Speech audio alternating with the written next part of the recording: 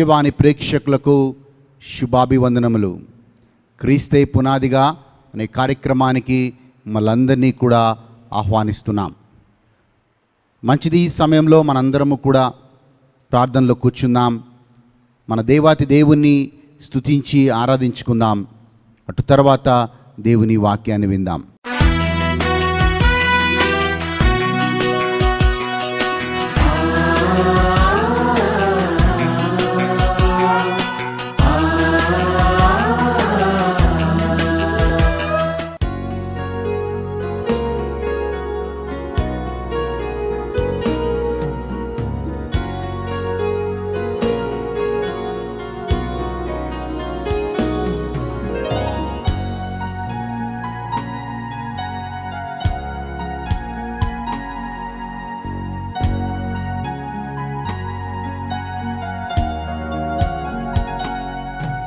నా బ్రతుకు దినములు లెక్కింపనేర్పుము దేవా, ఈ భూమిని వీడు గడియ నాకు చూపుము.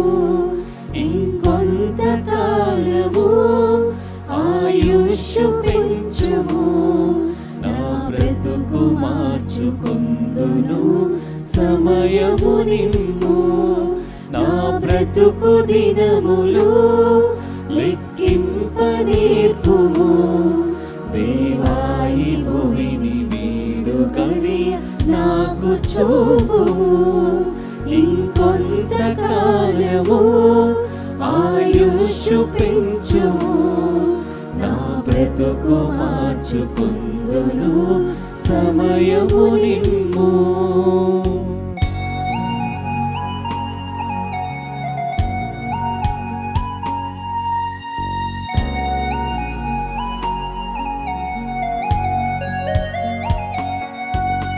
ఎన్నో సంవత్సరాలు నన్ను దాటిపోచున్నవి, నా ఆశలు నా కలలని వెంబడించుచుంటిని. ఫలాలు లేని వృక్షము వలె ఎదిగిపోతిని, ఏనాడు కూలిపోదునో ఎరుగగలిగిని. నా మరణ రోదన ఆలకించుమో ప్రభు, మరల నన్ను నూతనముగా చిగురవేయని. నా మరణ రోదన ఆలకించుమో ప్రభు, మరల నన్ను నూతనముగా చిగురవేయని. నా బ్రతుకు దినములు లెక్కింపనేర్పుము దేవా, ఈ భూమిని వీడు గడియ నాకు చూపుము. ఇంకొంతకాలము ఆయుష్ పెంచుము, నా బ్రతుకు మార్చుకొందును సమయము నిమ్ము.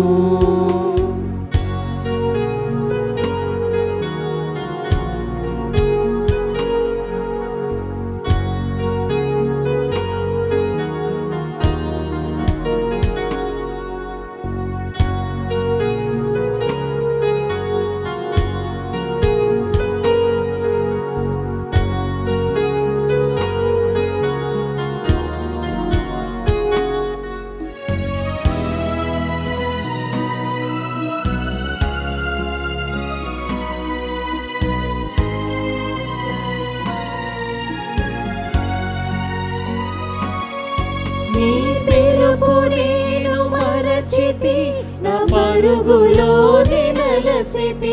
నా శ్వాసము నా పాపము పతన స్థితికి చేర్చును. నా అంతమెటుల నుండును భయము పుట్టుచున్నది దేవా, నన్ను మన్నించుము, నా బ్రతుకు మార్చుము. యేసుని చేతికి ఇక లొంగిపోదును, విశేషముగా రూపించుము నా శేష జీవితం. యేసుని చేతికి ఇక లొంగిపోదును, విశేషముగా రూపించుము చూపించుము నా శేష జీవితం. నా బ్రతుకు దినములు లెక్కింప నేర్పుము. దేవా ఈ భూమిని వీడు గడియ నాకు చూపుము. ఇంకొంతకాలము ఆయుష్ పెంచుము. నా బ్రతుకు మార్చుకొందును సమయము నిమ్ము. నా బ్రతుకు దినములు లెక్కింప నేర్పుము. దేవా ఈ భూమిని వీడు గడియ నాకు చూపుము.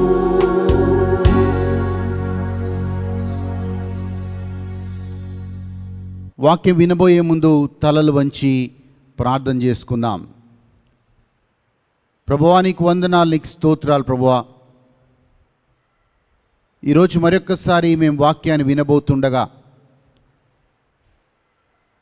మాతో మీరేం మాట్లాడాలనుకుంటున్నారో ప్రభా ఈరోజు మాకు సరైన సందేశాన్ని ఇవ్వమని కోరుతున్నాం.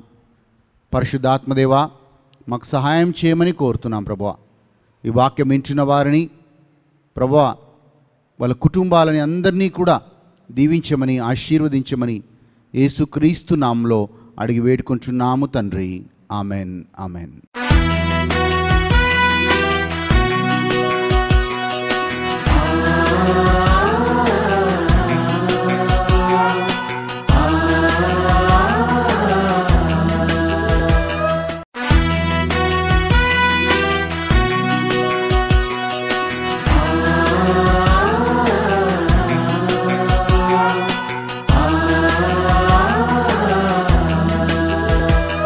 మనము దర్శన గ్రంథంలో 2వ అధ్యాయం 18వ వచనం నుంచి మనం చదివినట్లయితే యోహాను కొంతమంది విశ్వాసులకి ఈ లేఖని రాస్తూ ఉన్నాడు. తుయతైరా అనే పట్టణంలో ఉన్న విశ్వాసులకి ఈ యొక్క లేఖ రాస్తూ ఉన్నాడు. ఆ లేఖ రాస్తూ ఆ యొక్క విశ్వాసులతో ఇలా అంటూ ఉన్నాడు, మీ విశ్వాసమును, మీ ప్రేమను, మీ పరిచర్యను, మీ సహనమును నేను చూశాను. అవన్నీ చాలా బాగున్నాయి. కానీ నీ మీద తప్పు ఒకటి మోపుతున్నాను అని దేవుని ఆత్మ యోహాను ద్వారా అక్కడున్న విశ్వాసులకి ఈ సందేశాన్ని ఇస్తూ ఉంది. ఆ తప్పు ఏంటి అంటే మీరు యెజుబేలు బోధల వైపు వెళుతున్నారు.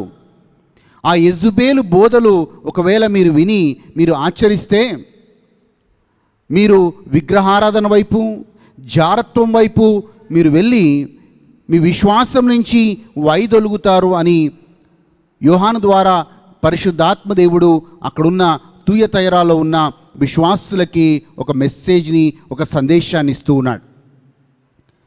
మరి యెజుబేలు బోధలు అంటే ఏంటి, మనం ఎలా అర్థం చేసుకోవాలి అని మనం ఒకసారి బైబిల్ గ్రంథంలో చూస్తే, యెజుబేలు అనే ఒక ఈ రాణి అహాబు రాజు యొక్క భార్యగా ఆ యొక్క ఇజ్రాయెల్ దేశానికి ఆమె రాణిగా ఉంటూ ఉంది.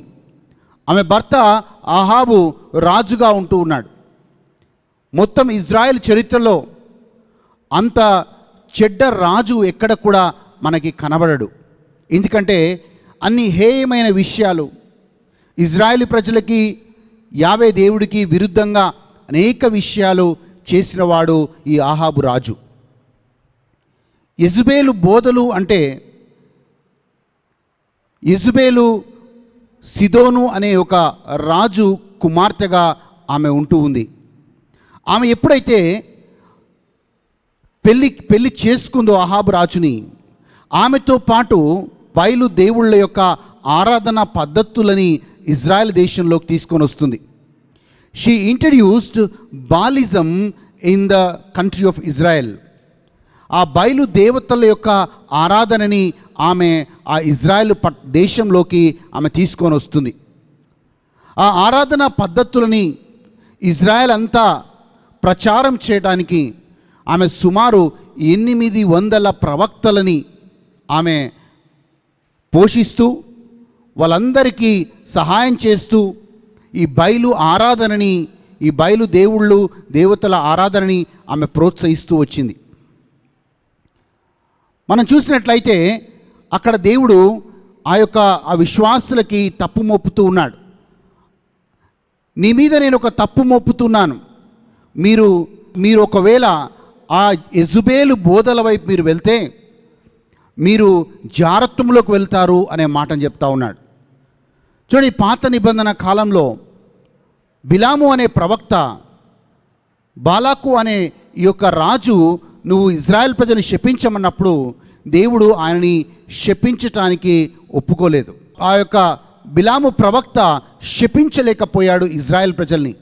కానీ ఆ ఇజ్రాయెల్ ప్రజలని అందరినీ కూడా జారత్వంలోకి, పాపంలోకి ఆయన నడిపించాడు. ఇజ్రాయెల్ ప్రజలందరికీ కూడా మోయాబు స్త్రీలని పరిచయం చేసి, ఇజ్రాయెల్ పురుషులందరూ కూడా మోయాబు స్త్రీలను చేసుకొని వాళ్ళందరూ కూడా విగ్రహారాధన వైపు, జారత్వం వైపు వెళ్ళినట్లుగా మనం బైబిల్లో చదువుతూ ఉన్నాం. సో ప్రియమైన సహోదరి సహోదరులారా, ఈరోజు మనం వాక్యం వింటున్నప్పుడు ఎప్పుడైతే మనం తప్పుడు బోధలు వింటామో, ఎప్పుడైతే కొంతమంది నాయకులు వాళ్ళ తప్పుడు బోధల వల్ల మనల్ని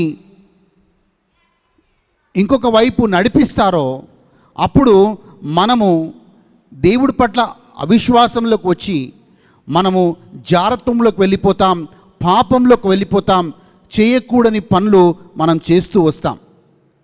యెజబెలు రాణి ఇంకా ఎంత భయంకరమైన స్త్రీ అంటే, వాళ్ళ దేశంలో నాబోతు అనే ఈ యొక్క చిన్న కుటుంబానికి చెందిన ఒక చిన్న రైతు ఉంటాడు.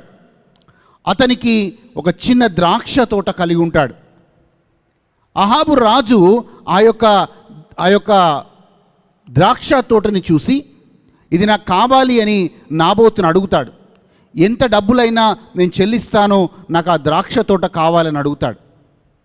కానీ నాబోతు నాకున్నది ఆ కొంచెము ద్రాక్ష తోటనే, నేను ఇవ్వను అని చెప్తాడు. అప్పుడు అహాబు రాజు చాలా నిరుత్సాహంలో, నిస్పృహలో ఆయన కూర్చుంటే ఈ యెజబెలు రాణి ఆ యొక్క నాబోతుని, ఆ చిన్న వ్యక్తిని, ఆ మామూలు వ్యక్తిని రాళ్లతో కొట్టి చంపించి అబద్ధ సాక్ష్యాలు సృష్టించి దాని తర్వాత ఆ నాబోతుకు చెందిన ఆ ద్రాక్ష తోటని భర్తకి ఒక గిఫ్ట్గా, ఒక బహుమానంగా ఆమె ఇస్తూ ఉంది.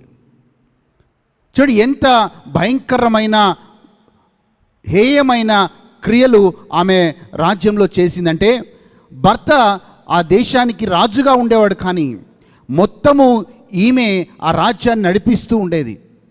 అన్ని విషయాల్లో ఆమె ఆధిపత్యం కలిగి ఉండేది. ఈరోజు చాలా కుటుంబాల్లో విడాకులను మనం చూస్తున్నాం. పెళ్ళైన కొన్ని రోజులకే చాలామంది విడాకులు తీసుకోవడం మనం గమనిస్తున్నాం. ఎందుకు చాలామంది విడాకులు తీసుకుంటున్నారు అంటే, ఒకవైపు ఈ యెజబెలు ఆత్మ కుటుంబాల్లో వైరాన్ని తీసుకొని వచ్చి వాళ్ళ మధ్యలో సఖ్యత లేకుండా చేసే ఆత్మనే యెజబెలు ఆత్మ. ఇంకొక రకంగా మనం ఇంగ్లీష్లో చెప్పాలి అంటే, Jezebel spirit is the dominating spirit. ఇతరుల మీద ఆధిపత్యము చెలాయించే భయంకరమైన ఆత్మ ఇది. బైబిల్ గ్రంథంలో ఎఫెసీయులకు రాసిన లేఖలో మనం ఇలా చదువుతామండి, క్రీస్తు సంఘమును ఎలా ప్రేమించినో భర్తలారా మీ భార్యల్ని ప్రేమించండి అంటాడు. అలాగే భార్యలారా మీ భర్తలకి లోబడి ఉండండి అని అంటారు. ఈ యెజబెలు ఆత్మ కుటుంబాల్లోకి ప్రవేశించినప్పుడు భర్తలు భార్యల్ని ప్రేమించరు, అండ్ భార్యలు భర్తలకి లోబడకుండా జీవిస్తున్నారు కనుకనే అనేక కుటుంబాల్లో గందరగోళం, అనేక కుటుంబాల్లో శాంతి సమాధానం లేకుండా జీవించడం మనం చూస్తూ ఉన్నాం. అందుకే యెజబెలు ఆత్మ పనిచేస్తుంది అంటే, ఈ యొక్క అహాబు రాజు ఆ రాజ్యానికి రాజుగా ఉండేవాడు, కానీ ఒక డమ్మిగానే ఉండేవాడు. మొత్తము ఆధిపత్యము, మొత్తము అంతా కూడా యెజబెలు రానే నడిపిస్తూ వచ్చేది. ఈరోజు అలాంటి స్థితిలో మన కుటుంబాలు ఉంటే, సఖ్యత లేకుండా ఉంటే, ఒకరి మీద ఒకరు ఆధిపత్య పోరు కోసం నా మాటే నెగ్గాలి అన్నట్లుగా జీవిస్తున్నట్లయితే ఆ కుటుంబంగా ఉండదండి. దాని వెనకాల ఈ యెజబెలు ఆత్మ పనిచేస్తూ ఉంది. అక్కడ తూయతైరాలో యోహాను అక్కడున్న విశ్వాసులకి చెప్తూ ఉన్నాడు, మీలో సహనం ఉంది, మీలో ఓర్పు ఉంది, మీలో ప్రేమ ఉంది, మీలో పరిచర్య కూడా చాలా మంచిగా చేస్తూ ఉన్నారు. కానీ మీరు ఎక్కడ పడిపోతున్నారు అంటే యెజబెలు బోధల వైపు వెళ్ళి మీరు విశ్వాసం నుంచి వైదొలుగుతున్నారు, జాగ్రత్త అని హెచ్చరిస్తూ ఉన్నాడు. సో ఈరోజు మనము దాన్ని ఇంగ్లీష్లో మనం ఈగో అంటాం, అహము అంటాం. ఈ అహము ఎప్పుడైతే కుటుంబాల్లో ఉంటుందో ఆ కుటుంబాల్లో ఆధిపత్య పోరుని మనం చూడొచ్చు. నువ్వెంత అంటే నువ్వెంత అనే ఆధిపత్య పోరుని చూడొచ్చు. భార్య భర్తకి లోబడి ఉండాలి అని బైబిల్ క్రమం కాకుండా భార్యలు భర్తల మీద ఆధిపత్యం చెలాయిస్తూ ఆ కుటుంబంలో అంతా వారే నడిపిస్తూ ఆ కుటుంబాన్ని నడిపిస్తూ ఉంటారు. అలాంటి క్రమం లేకుండా కుటుంబం ఖచ్చితంగా అనేక సమస్యలు గుండా వెళ్తుంది. ఎందుకంటే దేవుడు పెట్టిన నియమం ఏమేమంటే భర్తలు భార్యల్ని ప్రేమించాలి. క్రీస్తు ఎలా సంఘాన్ని ప్రేమించాడో భర్తలు భార్యల్ని ప్రేమించాలి. అలాగే భార్యలు భర్తలకి లోబడి ఉండాలి. ఎందుకంటే ఆ కుటుంబానికి అధికారిగా, ఆ కుటుంబానికి శిరస్సుగా, ఆ కుటుంబానికి నాయకుడుగా దేవుడు భర్తని నియమిస్తూ ఉన్నాడు. కానీ అనేక మార్లు ఆ దేవుడు పెట్టిన అధికారానికి మనం లోబడకుండా అనేక మార్లు తిరుగుబాటు తనం చేస్తూ ఉంటాం. అధికారానికి లోబడకుండా, దేవుడు మన మీద పెట్టిన అధికారానికి లోబడకుండా మనం తిరుగుబాటు చేసి జీవిస్తూ ఉంటాం. అది యెజబెలు ఆత్మ, తిరుగుబాటు చేసే ఆత్మ, అది డామినేటింగ్ స్పిరిట్ అది. కానీ ఎక్కడైతే మనం కొంచెంగా మనల్ని తగ్గించుకుంటామో అక్కడ సమస్యలు ఉండవు, అక్కడ శాంతి సమాధానం ఉంటుంది, ఆ కుటుంబము మంచిగా నడుస్తుంది అనే మాటని జ్ఞాపకం చేస్తున్నాను. ఈరోజు ఒకవేళ అలాంటి సమస్యలు ఉంటే దేవుడి దగ్గర మనం అడుగుదాం, ప్రభువా కొన్ని విషయాల్లో నేను తగ్గించుకుంటే, చిన్న విషయాల్లో నేను తగ్గించుకుంటే, ఒకవేళ అన్నీ కూడా ద్వేషంతో ఆధిపత్య పోరుతో నేను చూడకుండా ప్రేమతో అదే విషయాన్ని చూసినట్లయితే, కొన్ని విషయాల్లో నా చుట్టూ ఉన్నవారు చేసిన పనులని మన్నించినట్లయితే ఆ కుటుంబంలో శాంతి ఉంటుంది, ఆ కుటుంబంలో సమాధానం ఉంటుంది. ఈ యెజబెలు ఆత్మ ఆధిపత్య పోరు ఆత్మ, డామినేటింగ్ స్పిరిట్ అంటాం దాన్ని. నువ్వెంత అంటే నువ్వెంత అనే విధంగా ఒకవేళ జీవిస్తే ఆ కుటుంబము ముందుకు వెళ్ళదు. ఈరోజు ఒకవేళ అలాంటి సందర్భాల్లో, అలాంటి సిచ్యువేషన్లో, అలాంటి పరిణామంలో మనం ఉన్నట్లయితే మనం తగ్గించుకుందాం, మన కుటుంబాల కోసం తగ్గించుకుందాం, మన కుటుంబంలో శాంతి సమాధానం కోసం తగ్గించుకుందాం. మన కుటుంబము ముందుకు వెళ్ళాలి కనుక మనం తగ్గించుకొని భార్యలు భర్తలకు లోబడి, భర్తలు భార్యల్ని ప్రేమిస్తూ ఆ కుటుంబంలో క్రీస్తు యొక్క శాంతి సమాధానం ఉండే విధంగా ప్రార్థన చేద్దాం. కళ్ళు మూసుకుందాం. ఈ పాటని ప్రార్థనగా మార్చుకొని మీ కుటుంబాల్లో ఉన్న ఈ చిన్న సమస్యలన్నిటినీ కూడా దేవుడికి అర్పిస్తూ ప్రార్థన చేద్దాం.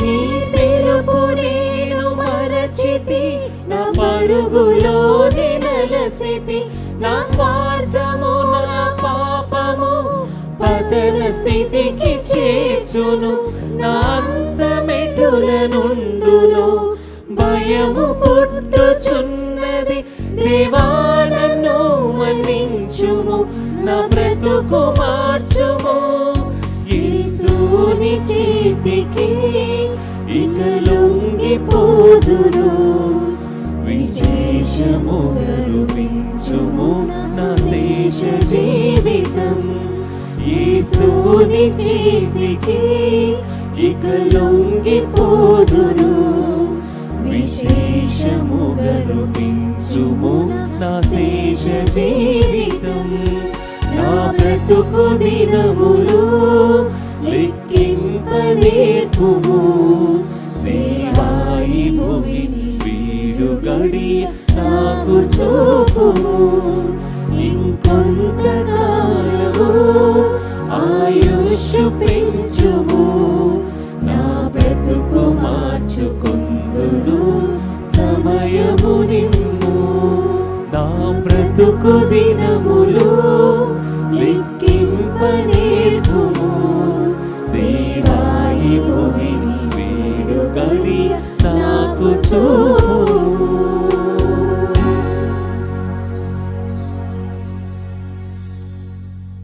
మమ్మల్ని మిక్కిలిగా ప్రేమించు మా తండ్రి నీకు వందనాలు నీకు స్తోత్రాలు ప్రభువా మా కుటుంబాల్లో ఉన్న చిన్న చిన్న సమస్యలు ఆధిపత్య పోరు కావచ్చు మా అహము కావచ్చు ప్రభా ఇవన్నీ కూడా మా కుటుంబంలో శాంతి సమాధానాన్ని తీసివేస్తున్నాను ఆయన ప్రభా ఈరోజు వాక్యం వింటున్న ప్రతి ఒక్కరూ వారి కుటుంబాల్లో ప్రభా మీ శాంతి మీ సమాధానం ఉండునుగాక ఆ కుటుంబాలు ఎప్పుడు కూడా ఆ కుటుంబాలను ఆశీర్వదించి వాళ్ళన్ని విషయాల్లో వర్ధిల్లింప చేయమని యేసుక్రీస్తు నామంలో అడిగి వేడుకుంటున్నాము తండ్రి ఆమెన్ ఆమెన్. మళ్ళీ వచ్చే వారం ఇదే సమయానికి క్రీస్తే పునాదిగా అనే కార్యక్రమం ద్వారా మళ్ళీ కలుద్దాం. దేవుడు మిమ్మల్ని మీ కుటుంబాలని దీవించునుగాక.